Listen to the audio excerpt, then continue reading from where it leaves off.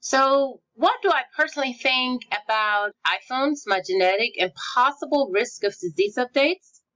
From a personal perspective, the idea of iPhones being able to hold my information about genetics while updating me regularly about possible health risks for developing diseases is a great idea. Professionally, I think it would be beneficial to public health sectors as it would allow public health officials to design specific health promotion and intervention programs that are both individual and community based, according to the possible diseases that are commonly seen on these iPhones.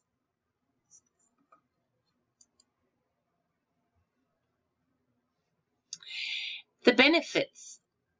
As far as the benefits goes, if an iPhone is able to update me about possible diseases, I'm sure that there would also be scientific-based intervention tips in place, which would allow me to take action to prevent the onset of such diseases. Professionally, I think it could be beneficial in terms of being able to identify if there's a mutation present in the DNA sequence, which can sometimes cause illnesses and diseases. This could help determine if a parent has the single gene mutation that can pass on a sickle cell anemia to their offspring.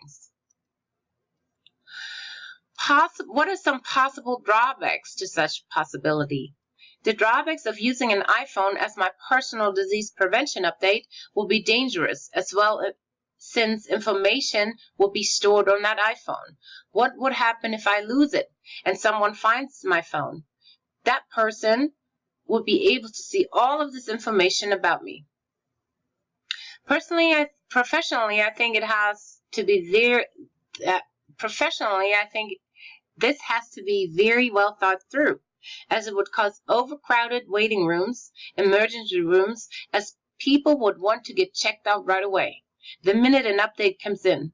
This could prevent someone who really needs medical attention right away from being seen.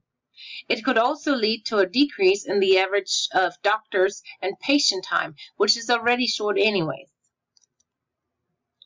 What are other potential public health applications for such possibility? When it comes to looking at other public health possibilities for using genetic information available on an iPhone, it could be used during research. It would allow researchers to narrow down samples for specific research, which would save time and money.